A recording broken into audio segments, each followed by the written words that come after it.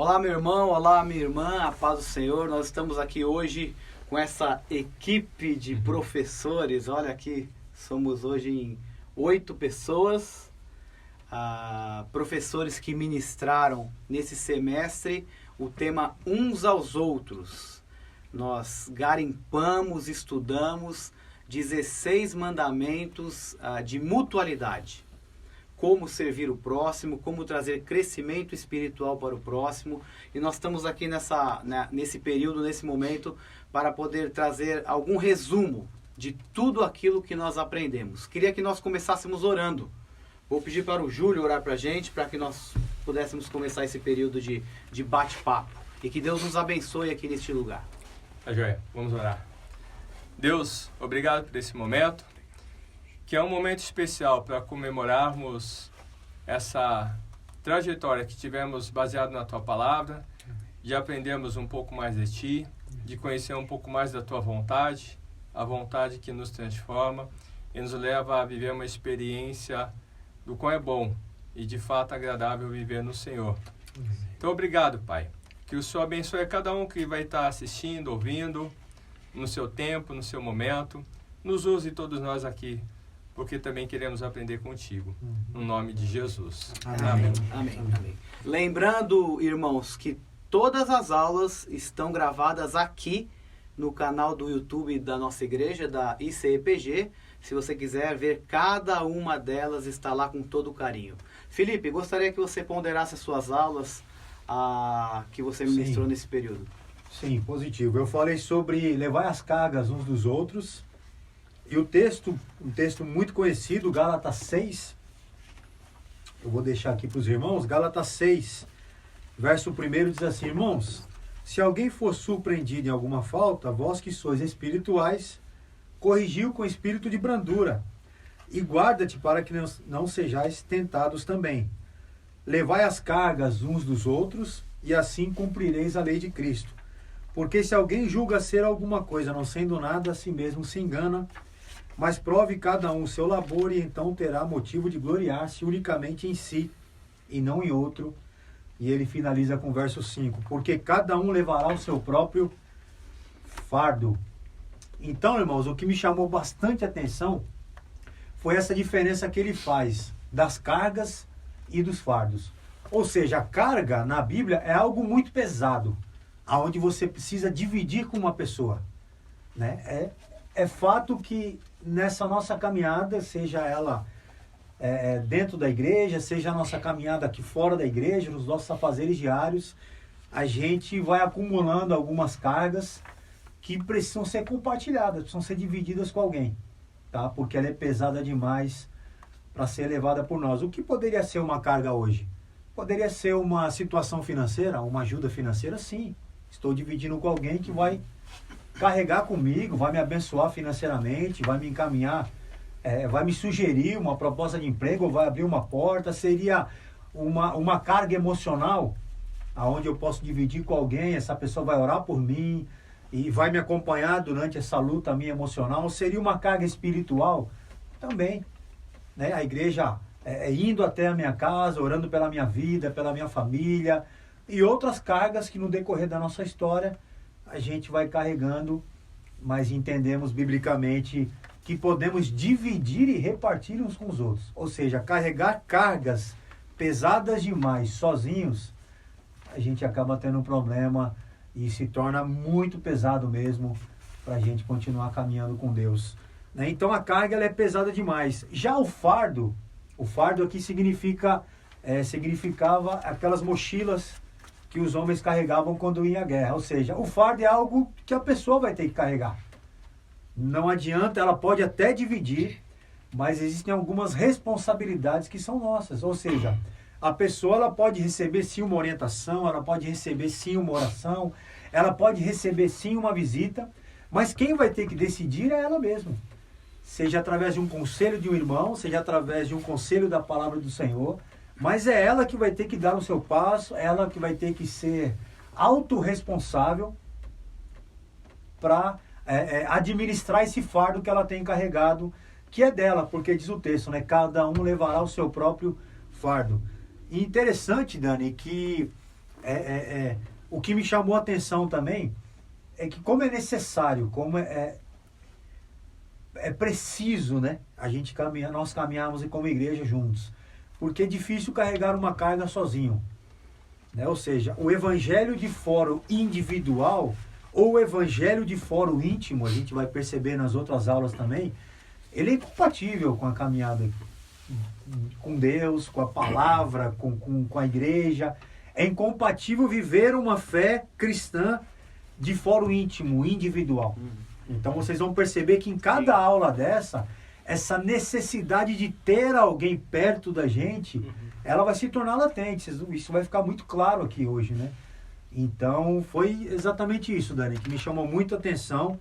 E ele diz que cada um provará o seu próprio labor, né? Diz uma parte do texto e uma outra parte diz que vocês que são espirituais, né? Quando surpreender alguém em alguma falta, corrija com espírito de brandura. Ou seja, você que é mais maduro, tenha paciência com aquele que é menos maduro. Ou seja, não pense de si além do que convém.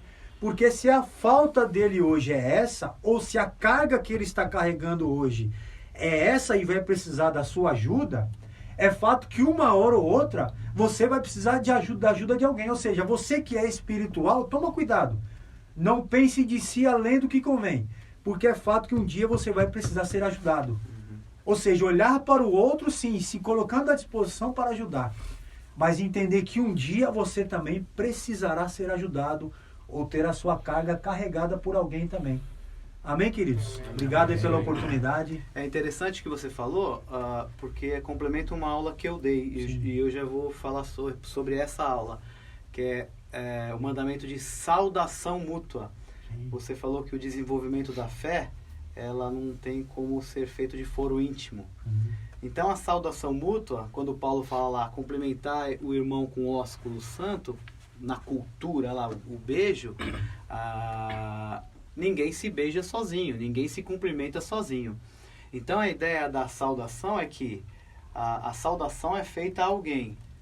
Feita a alguém, você está reunido com outra pessoa. E reunido com outra pessoa, você, junto com ela, divide fardos. Essa questão do culto online vai muito de frente com esse mandamento. Saudação. Como é que você vai saudar outra pessoa pela câmera? Não tem como. A saudação é você olhar no olho da pessoa. A saudação é você dar um abraço na pessoa. A saudação é você entender que ela não está bem emocionalmente, espiritualmente, e você naquele momento vai ser alguém importante para que ela saia melhor daquele culto, daquela situação. Então, assim, a saudação engloba muito e complementa a sua aula que você ministrou a respeito de você entender a pessoa e externar para ela o amor de Cristo que alcançou a pessoa e alcançou ela também.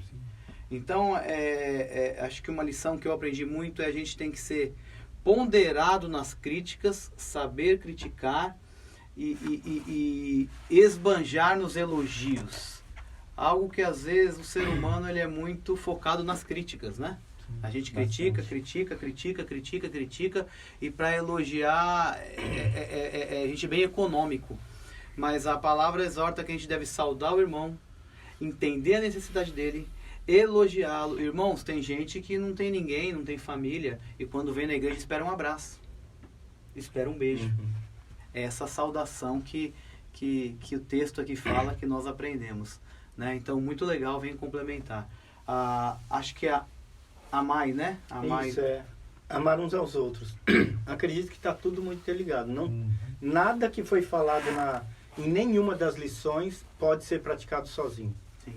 Você não pode se auto-saudar, perdão, né? Você não pode se auto-perdoar. É muito fácil se auto-perdoar, se sujeitar um ao outro, né? Sim. É muito fácil eu me sujeitar às minhas ideias e às minhas vontades. Difícil é sujeitar a ideia do outro. Então, acho que cada uma das lições, ela honra muito o tema da revista, que é uns aos outros. O que eu falei foi exatamente amar uns aos outros e vem como imperativo, né? Sim. Amai uns aos outros, ou seja, amem-se uns aos outros. A Bíblia, ela não, o que me chamou a atenção, assim, a Bíblia não pede para você fazer nada que seja natural, fácil e fluente. Como, por exemplo, amar a si mesmo. É natural amar a si mesmo. Fácil e fluente amar a si mesmo. A Bíblia não tem um imperativo dizendo respirai. Não tem. Né? Agora, ela tem um imperativo. Perdoai, honrai, né? Saudai uns aos outros com o ósculo santo. E amai um ao outro. Ou amem-se uns aos outros. Quando eu pensando ali naquela lição, fui muito tocado, exatamente na dificuldade que é amar o outro pela bilateralidade do pecado. O que é a bilateralidade do pecado? É bilateral. Você é pecador e eu também sou. É por isso que é difícil amar um ao outro. Sim. É difícil porque um pecador já tem dificuldade de amar. E quando se trata de um pecador amar outro, que também imagina a bagunça que dá. Eu tenho dificuldade de amar o outro, mesmo que o outro fosse santo, puro, perfeito, eu já teria dificuldade de amar, porque eu sou o pecador. Mas o fato é que é bilateral. Então, o problema é muito mais grave do que a gente pensa.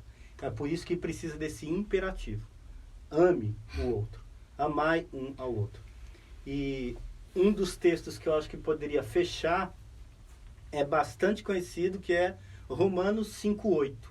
Como é que Deus prova o amor para conosco? Pelo fato de ter Cristo morrido por nós, depois de nós nos aperfeiçoarmos. É isso que falar? Não é isso, né? Deus prova o seu amor para conosco pelo fato de ter Cristo morrido por nós, sendo nós fantásticos. É isso? Não é isso. Então, ele prova justamente porque morreu por nós, sendo nós ainda pecadores. Sim. Então, é isso que eu carrego para mim. É muito fácil amar quem não é pecador. Amar a Deus. Delícia amar a Deus. Que delícia amar a Deus. Agora, como é difícil amar o irmão. Né? E pensando no que ele falou da individualidade, eu posso criar uma fé que ama a Deus, que beija a Deus, que sauda a Deus, e que abraça a Deus, e que adora a Deus, mas detesta o outro. Detesta o outro. Então, qual é meu grande desafio?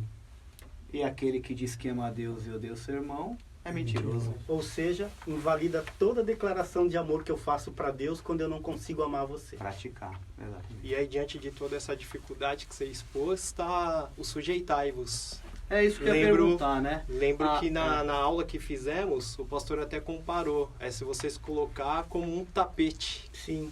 Lembra disso? Sujeitar. Quem quer ser um tapete? Ninguém. Ninguém quer estar sujeito para que as pessoas limpem os pés. Foi a aula do lava-pés. Nós fizemos a aula, brincamos com lava-pés, até estávamos com toalha, com bacia, né? Com balde, para que a gente tivesse algo um pouco mais ilustrativo da ideia que a gente quis passar, que a revista sugeria para nós, né? Diante dessa dificuldade, que é você estar sujeito uns aos outros, né? O tapete, você é pisado. Pisado? Você limpa os pés. É ser pisado para limpar o pé do outro. Para limpar o pé de outro. Então, quando Cristo foi lavar o pé do outro, ele está dizendo, eu posso ser o seu tapete. Limpa o teu pé em mim. Então, sujeitar, até o trocadilho da palavra, né? Sujeira, né? Sujeira, né? Pisa em tiro a sujeira dos seus tira a sujeira do seu pé, né? Exatamente. Isso é profundo, né? Profundo demais. Nós tivemos depois, progredindo, uma aula a respeito de encorajamento mútuo. Quem que ministrou essa aula? Não, acho que foi do Efferson, né? Que está ausente. Né? Sim, o Efferson. Se eu não me engano, acho que foi do Efferson. Então temos o perdão, perdoai-vos uns aos outros. Aí foi o Anselmo, né? Sim. É muito legal esse nosso tempo aqui, essa dinâmica. E como o Felipe disse, o pastor ali, são todos elos de uma mesma corrente, né? Esses valores do Senhor. Eles estão todos interligados. Fiz essa aula com o Júlio, fui convidado dele, mais o Robson, e foi um grande aprendizado. O texto que baseava lá é Colossenses 3, 12 e 13. Visto que Deus os escolheu para ser seu povo, santo e amado, revistam-se de compaixão, bondade, humildade, mansidão e paciência. E aí no 13 ele fala: sejam compreensivos uns com os outros e perdoem quem os ofender. Lembre-se de que o Senhor os perdoou, de modo que vocês também devem perdoar. E eu quero ler mais 2 aqui, mais 3. Mateus 6. Seu Pai Celestial os perdoará, se perdoarem aqueles que pecam contra vocês. Mas se vocês se recusarem a perdoar os outros, seu Pai não perdoará seus pecados. Lucas 6, 37. Não julguem e não serão julgados. Não condenem e não serão condenados. Perdoem e serão perdoados. E termino por último aqui, Efésios 4. Livre-se de toda amargura, raiva e ira, das palavras ásperas e da calúnia, e de todo tipo de maldade. Efésios 4, 31 e agora o 32. E em vez disso, sejam bondosos e tenham compaixão uns dos outros, perdoando-se, como Deus os perdoa em Cristo. Se nós repararmos em todos esses textos aqui, o fundamento, a essência é o próprio Deus. Não há espaço para que alguém argumente. É condicionante. Porque Deus nos perdoou em Cristo, nós temos e devemos perdoar uns aos outros. Não há como. Não há como. Então isso já nos alerta pelo seguinte. Eu sou cristão. Uma das marcas da minha identidade de cristão é o perdão. É impossível. É impossível para mim, é impossível para qualquer um. É impossível me declarar cristão se ainda ter algo no meu coração referente a alguma pessoa. Isso precisa ser muito, muito profundamente tratado com o Senhor. Inclusive eu, viu, vocês que nos vejam, eu já estou aqui exercendo isso, porque no início aqui nos bastidores, eu precisei perdoar antes de iniciar essa aula aqui. Não vou entrar em detalhes, Corta. Mas é muito importante o perdão. E aí eu queria que o Robson, o Júlio ou qualquer outro que tocasse nesse ponto aí. É uma das coisas assim, do perdão, não dá para falar de amor sem começar no perdão. Não tem como. Não desassocia. Não tem a menor possibilidade. E Tiago força a perspectiva de que é a prática. Não é tagarelar, não é soltar simplesmente palavras. É praticar. E existem vários momentos que Deus mostra e fala: eu quero saber o que você faz de verdade. E perdão me coloca na cruz ao ponto de falar: ou eu largo o pescoço do outro que eu quero esganar, ou eu não tenho esse amor que Deus tirou do meu pescoço. Todas as tramas, todos os males, feitos de propósito ou não, é? Que cada um tem. Todos os pecados, né? A palavra do Senhor diz isso. Então, assim, sem perdão não dá para viver o amor.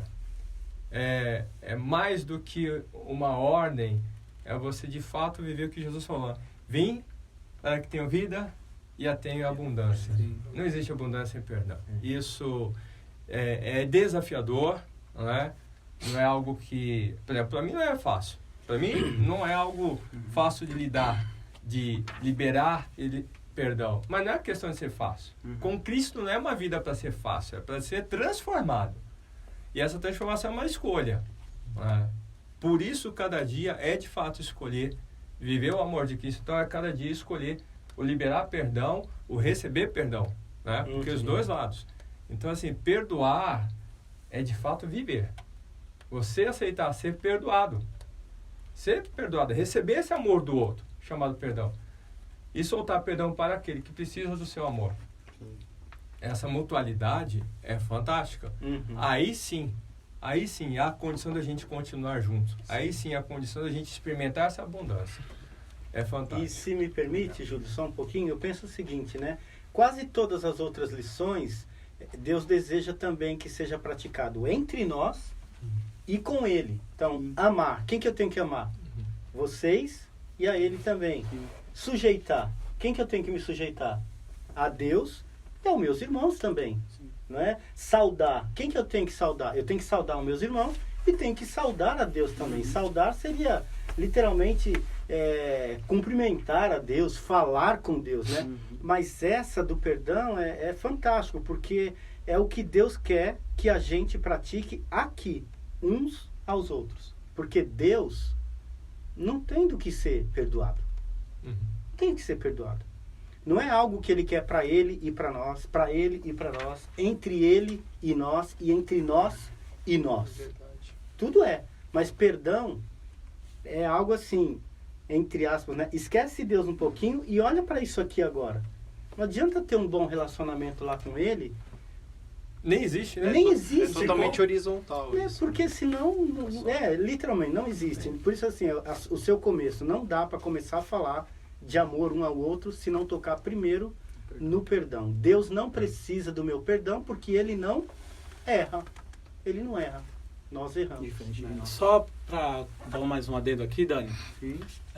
Cada uma dessas mutualidades aqui, e pegando uma fala do Júlio, só nos é possível por causa que nós somos habilitados pelo Espírito Santo do próprio Senhor.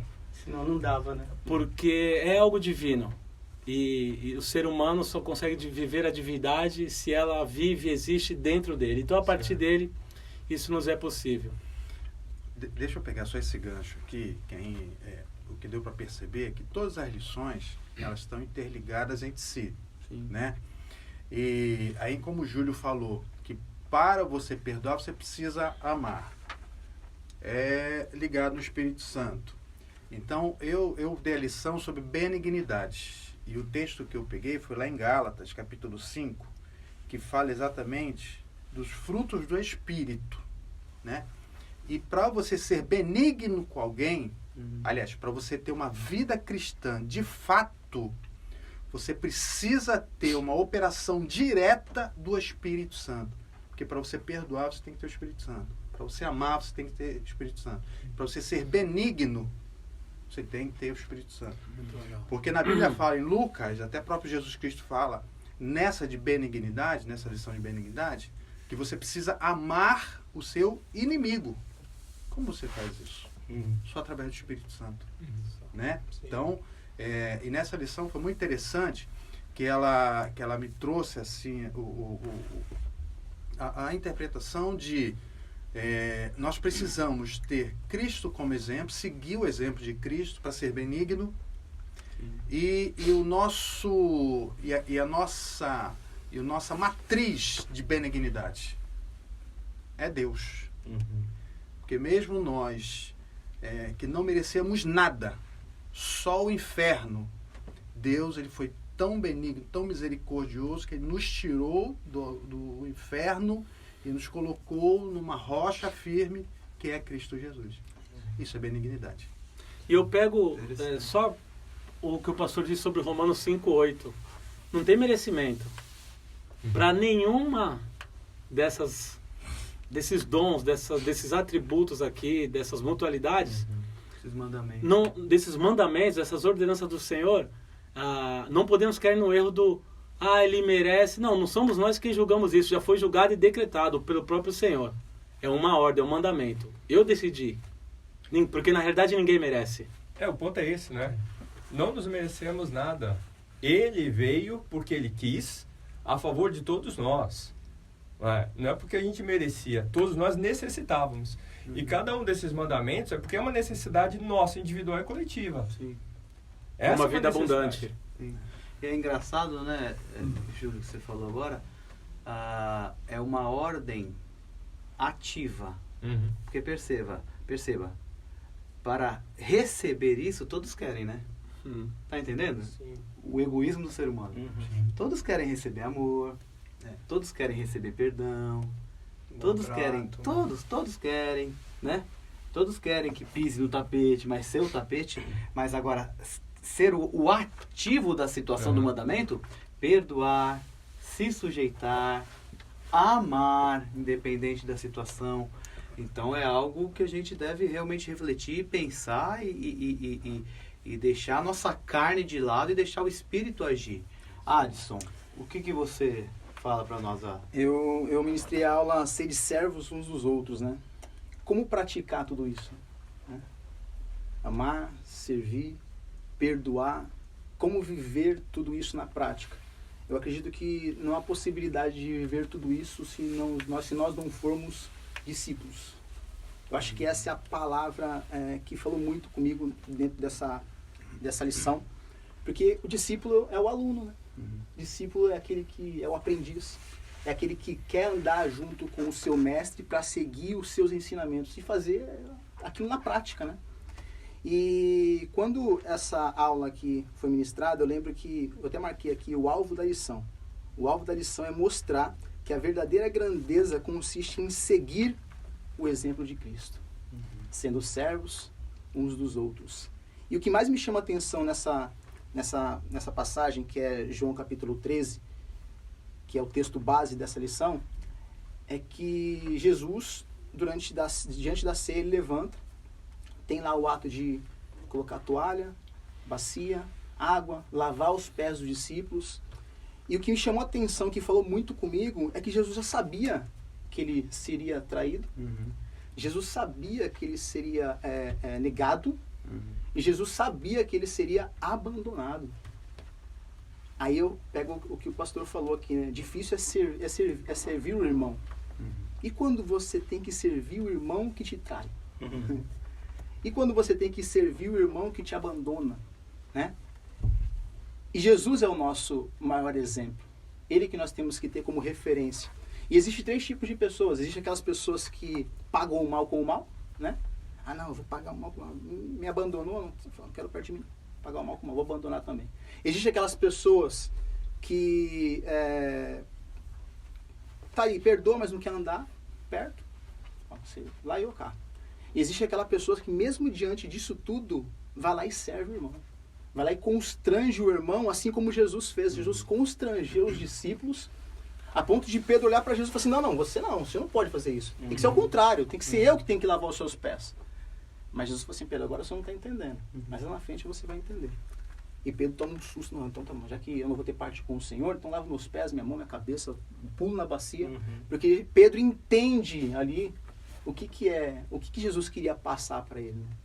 Então, não é fácil, mas nós temos Jesus como nosso maior exemplo. E é ele que nós devemos seguir e colocar em prática. E eu vejo uma coisa muito interessante. Quando você falou do perdão, que eu perdoo, mas não quero perto. Eu perdoo, mas não... Eu perdoo, mas eu odeio, né? Tipo isso, né? É uma incoerência, né? Assim, que perdão é esse que perdoa, mas condena? Porque se uma pessoa se arrepende e pede perdão para Deus, né? Se converte e Deus fala, ó, eu perdoo, mas você vai para o inferno. Né? Tá perdoado, mas está condenado. Nós acharíamos isso uma baita incoerência de Deus, né? Mas é o que fazemos. Mas é o que fazemos. É como se falou. É o que fazemos. Perdoa, mas condena. Nós vamos quebrar o protocolo aqui, pessoal. O nosso irmão aqui, o professor Efferson, né, não estava com coragem para entrar na aula porque estava trabalhando, mas nós encorajamos ele a entrar, então ele vai entrar. Seja bem-vindo, Efferson. E ele já vai chegar falando sobre encorajamento. É assim mesmo? Isso, chegar chegando. Então tá bom. A gente teve a oportunidade de falar com todos vocês a respeito de encorajamento, né? E dentro do estudo que foi feito ali comigo, o que mais, pelo menos a mim, e eu gostaria que isso ficasse com todo o povo que assistiu também a IBD, né? É a respeito de nós frutificarmos, promovermos uma cultura de encorajamento. E por que isso? Porque nós temos toda a nossa vida que é corrida do nosso dia a dia, né? E as nossas palavras, as oportunidades que nós temos, nós sequer nos planejamos para criá-las. Né? E eu fiz até um desafio, olha, para quem você enviou uma mensagem hoje de fortificação, que alimente a fé? Porque nós conhecemos pessoas, diversas pessoas dentro da igreja, nos conhecemos, né? Aqui no nosso dia a dia. E é uma mensagem, é um aviso, é um telefonema, uma palavra de ânimo, um versículo, só que simplesmente a gente acha que nem pode fazer efeito no coração de alguém, né? Ou de um grupo de WhatsApp sequer. E acho que vocês todos já passaram por essa experiência. Olha, aquele versículo, aquele story que você colocou lá no seu Instagram, aquela mensagem, aquela cara feliz que você postou, esse é o dia que o Senhor fez, portanto vou me alegrar nele. E isso mexe com a vida das pessoas de uma forma que a gente sequer tem noção A gente não consegue medir o alcance, a proporção de tudo isso, né? E principalmente porque a cultura ela é uma motivação, uma mudança de vida em nós mesmos, primeiramente, né? E como aquele ventinho, né, que vai criando a sua ondinha, daqui a pouco forma uma grande onda mais à frente, né? E isso mexe com a igreja, mexe. Daqui a pouco a gente está vivendo dentro de uma igreja toda animada, né, que dá aleluia até por nada, né? Ali a gente sabe que é por tudo, em razão daquele que nos salvou, que nos transformou, né? E a gente está num ambiente de culto, de comunhão, de ajuntamento, de uma igreja que não consegue conter de onde vem tamanha motivação dessa igreja, porque às vezes pode estar acontecendo uma guerra ao lado, não é? Uma guerra do nosso lado, ao nosso derredor, leão rugindo ali, né? Feras, bestas, feras do campo ali, e estamos passando como quem está naquela rede ali silenciosa, só ouvindo. Tudo bem. Tudo bem, cara, parece totalmente o contrário de tudo isso, né? Mas a vida do crente é assim, né? De repente somos tidos como aqueles que estão no meio da fornalha, né? Caminhando. E ao mesmo tempo conversando com o grande mestre, né? Porque nós aprendemos a exercitar a nossa fé, nos automotivando, nos autoencorajando e encorajando os nossos irmãos também. Muito bom. Coragem. Amém. E que, Everson, muito legal. Você estava falando, eu me lembrei do apóstolo Paulo, né? Em situações dificílimas, escrevendo cartas e cartas para encorajar as igrejas, os irmãos, os discípulos. E hoje a gente tem muito mais recurso, né? Muito bom. Muito mais, muito mais. Se você pensar que antigamente Paulo escrevia uma carta, talvez ela demorasse semanas, meses, muito. para chegar. Às vezes o contexto já era outro daquela igreja, né? Já tinha virado a página, cara. É possível. Né? Já Pode tinham ser que- vencido aquele problema e chegou.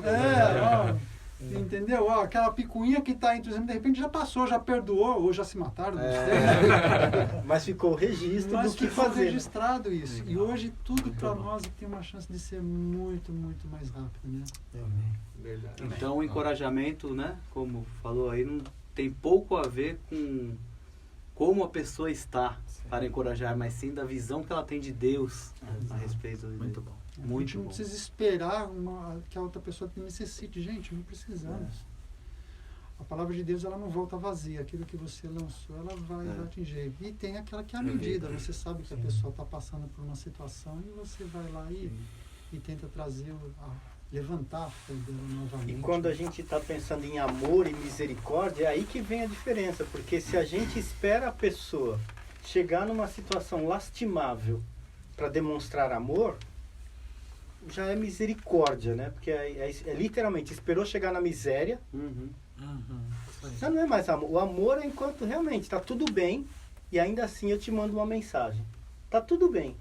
E ainda assim eu te encorajo a... Você está avançando, você está progredindo. E ainda assim eu te encorajo a progredir muito mais. Então, é amor. Agora fala, nunca te mandei uma mensagem. Mas depois que você estava prostrado no chão, eu falei, agora eu vou mandar. Já nem sei mais diferenciar se isso é amor ou é a necessidade já da misericórdia, que é literalmente a miséria do coração, né? Miserocardia, né? Para que esperar a pessoa passar fome para mandar esse abraço? Depois dessa lição, uma oração que eu faço para Deus, Deus, me dá olhos para enxergar as pessoas. Porque às vezes eu posso estar tão bem, que eu não acho que a outra pessoa está Precise de alguma coisa. tão mal, entende? Então, Deus, me dá olhos para enxergar as necessidades e as pessoas que estão ao meu redor. Amém. Muito bom. Você também acompanhou uma aula do Daniel, né? Tem alguma coisa para acrescentar? Foi a respeito de Salmos, louvor, né? Dentro da comunidade. Foi uma aula bem espontânea aqui, porque a gente não planejou como que ela ia ser conduzida. Acho que a maioria de vocês que fizeram em conjunto deve ter sido assim, né? Sim. Sem combinar nada ali. Mas tem uma frase lá no final daquela lição, deixa eu ver se eu encontro aqui rapidinho. Isso também não estava planejado, vocês me pegam no susto aqui, né? Mas ela está bem no fim da lição lá, e aquilo, ó, achei aqui, ó, de Tony Gray. Se você sair da igreja com a sua fé mais forte, sua esperança mais acesa, seu amor mais profundo, sua compaixão mais ampla, seu coração mais puro e sua vontade mais firme na vontade de Deus, então você realmente está cultuando. Então eu enfatizei, se você saiu mais, se foi mais up, se foi mais power, se foi, cara, você louvou e você agradeceu a Deus. Isso é no nosso dia a dia, né? Se tudo está sendo maximizado na tua forma de expressar o seu louvor a Deus, cara, não importa a forma. Não importa se é no silêncio, se é na dança, se é no salto, se é no pulo, se é no grito, né? Mas se aquilo fez bem para você e você vê isso, que isso aconteceu dentro da sua comunidade também, então o culto aconteceu. Amém. Amém. Glória a Deus. O Júlio deu mais uma aula, gostaria de pincelar? Sobre hospitalidade, né? Foi bem legal, estava comigo o Cris, a Adriana, a esposa do Anselmo, e teve muitas coisas assim que nos fez crescer ainda mais, né?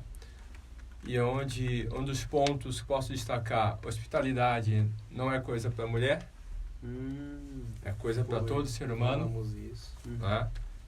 Porque é uma expressão de amor, não é uma mera atividade, é uma expressão de amor, é uma das facetas do amor, hospitalidade, receber alguém.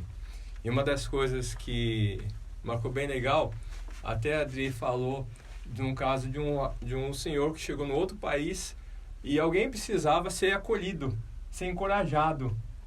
E ele estava no hotel e combinou com a pessoa para ir lá no hotel. Ele recebeu, ele foi hospitaleiro dessa pessoa, na cidade dessa pessoa. Então, assim, não existe um lugar para ser alguém que pratique hospitalidade. Sim. E o outro ponto é que hospitalidade não é necessariamente comer, beber em um ambiente agradável. Hospitalidade, a palavra nos ensina quais são os seus dons, quais são os seus talentos. Use esses dons e talentos, as suas capacidades que Deus te deu. É através dela que você vai praticar a hospitalidade. Então nós já temos tudo. Se tiver uma comida e uma bebida, legal. Mas o que precisa é de você. Aonde quer que seja, na sua casa, no hotel, numa outra cidade que você está passeando, mas com alguém que precisa receber esse amor. Alguém que precisa ser acolhido. Legal. E aí a gente, pegando esse resumão que a gente está fazendo aqui, dá para ver que a hospitalidade dá para aplicar várias das coisas que nós conversamos aqui. E traz a ideia também, Júlio, de disponibilidade, né?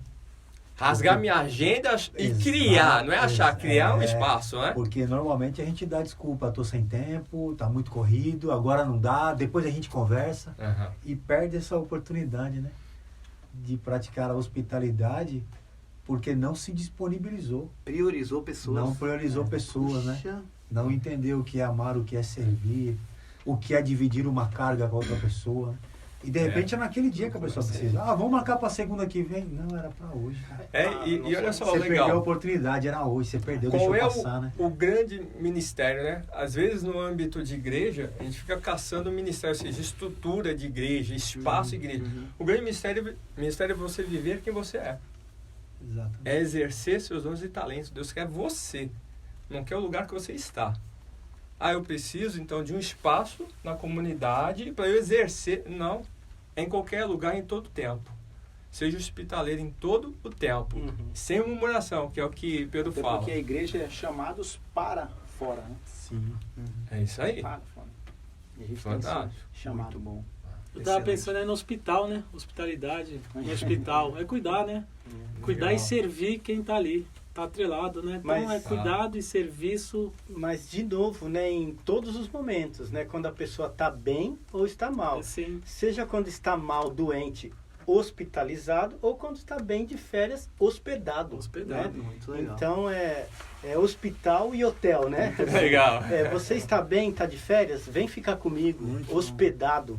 Você está doente? Vem ficar comigo, hospitalizado. Acho que está bem Muito para legal. todo momento também. Muito legal. E aí a gente quebra com essas lições essa motivação que às vezes nós temos de más notícias. Parece que atendemos e nos inclinamos e nos doamos mais quando as pessoas estão hospitalizadas, estão doentes. E ao contrário, né? A lição da hospitalidade colocou a régua mais alta. A gente pensou nisso, né? Do quanto é se doar. Não preso a uma estrutura não preso a um lugar. Então, às vezes as pessoas pensam, eu não vou ser hospitaleiro porque minha casa está sem condições de receber alguém. E isso não pode limitar. Isso é uma desculpa para quem não quer praticar tudo isso que nós discutimos, né? É receber da maneira que está e as pessoas enxergarem em nós que atraímos e não expulsamos, repelimos as pessoas, né? Muito bom isso. E uma das coisas assim, Muito. que nós podemos praticar a hospitalidade, que nós até conversamos naquele dia, é no pequeno grupo. Isso. Abrir sua casa, Ativamos isso. receber pessoas para poder fazer parte e cada um contribuir com seu dom e talento. E aí é uma mutualidade onde, na verdade, todo mundo vai ser hospitaleiro. Muito legal. Na casa de alguém, ou de repente numa quadra, na praia, nós moramos na praia, né? Em qualquer lugar. Um âmbito hospitaleiro, um âmbito de servir uns aos outros, um âmbito de encorajar, um âmbito fantástico para praticar todos esses mandamentos de mutualidade, né? Sim. E um grande desafio para todos nós é passarmos da fase do mandamento, né? Mandamento é para a gente não teimar que isso é opção. Não é opção. Mas quando você ama o Deus do mandamento, você passa do estado de obrigado para prazeroso. Prazer, exatamente. Aí vai para o estado de abundância. É isso aí. Então é algo que a gente precisa desejar de verdade. O desafio para todos nós. Em cada um desses aspectos, algum deles é desafiador para nós, né? Mas é isso. É fantástico poder viver uma vida abundante. Sensacional. E eu gosto de pensar, Dani, que nada do que você tenha que fazer pelo outro ou para o outro, Cristo já não tenha feito por você. Amém. Eu acho isso maravilhoso. Né? Fantástico. Cristo nos perdoou. Né? Então você perdoa porque você também foi perdoado. Você tem um padrão. Cristo divide você divide a sua carga com Ele. Então você divide a do outro porque você já dividiu a sua com Ele também. Então nada. Não é nada. Então a gente é servido, né? A gente é servido pelo Rei dos Reis, Senhor dos Senhores, né? Então é um privilégio você poder reproduzir aquilo que você já recebeu. Né? Então você acessa a fonte, né? E você se enche do Espírito Santo, dessa fonte, se torna natural, né? Porque você é o que nós somos, né? Somos pequenos cristos, né? É isso aí. Vamos encerrar. Eu lembro a última aula que eu dei, só para a gente encerrar. A aula passou um pouquinho dos 40 minutos, mas somos em 8. E o Anselmo, 9 e o Anselmo está aqui. Então, já Lembrou do perdão, irmão? Tá aí. Voltou. A minha aula que foi muito importante para a igreja, se não traz frouxidão moral à igreja, é a exortação. A exortação, no sentido literal, ela é instruir sem orgulho. Então, a ordem de Deus para nós é exortar. E qual é o caráter da exortação? Efésios 4 fala, seguindo a verdade em amor. A exortação deve ser bíblica e em amor. Como exortar? Biblicamente e em amor. Para quê? Aí Barnabé dá a lição para a gente em Atos 11. Tendo Barnabé chegado, vendo a graça de Deus, alegrou-se e exortava a todos, com firmeza de coração. Com qual finalidade? Para que permanecessem no Senhor. Amém. Por isso que não pode faltar exortação na igreja, irmãos. Porque se falta exortação, as pessoas não permanecem no Senhor. As pessoas não permanecem no Senhor. E aí a grande questão, quem deve exortar? O pessoal pensa que é os líderes? Só os líderes? Uns aos outros. Uns aos outros. Tema da revista. Porque a exortação, ela não é um dom. Ela não tem o dom de exortação. Não. A exortação é uma responsabilidade cristã. Mútua. Amém, irmãos. São muitos desafios. Espero que você possa ter ruminado aí, mastigado cada uma dessas ordenanças, desses mandamentos, e que você possa praticar, né? E como o Júlio falou, passe do ponto de mandamento para prazer, que seja prazeroso na sua vida. Deus te abençoe grandemente, né? Hoje oficialmente encerramos a aula a semestral da nossa apostila e logo mais vamos voltar com novidades. Deus abençoe. Vou pedir para um irmão orar. O que menos falou aqui? Quem foi? Robson ou Adson? Robson. Robson. Então, o nosso irmão Então, vamos Robson. orar. O que mais falou, nós sabemos. Foi o nosso irmão Anselmo. Tá perdoado. E o Pimenta tá perdoado. Robson. Senhor querido, muito obrigado por essa oportunidade de estarmos juntos falando sobre seu nome, Jesus querido. Falando sobre ti, pela sua graça, sua misericórdia, o seu perdão. Pai, apresentamos a ti a todos que estão nos ouvindo. Que essas palavras aqui, Senhora, não volte vazia. Possa alcançar uma terra fértil e ela produzir frutos, Senhor. Eu entrego em tuas mãos a cada um que aqui está, a cada professor que se dedicou para distribuir aquilo que aprendeu. Pai querido, muito obrigado por tudo. É o que eu te peço e te agradeço em nome de Jesus. Amém. Amém. Vem no próximo semestre.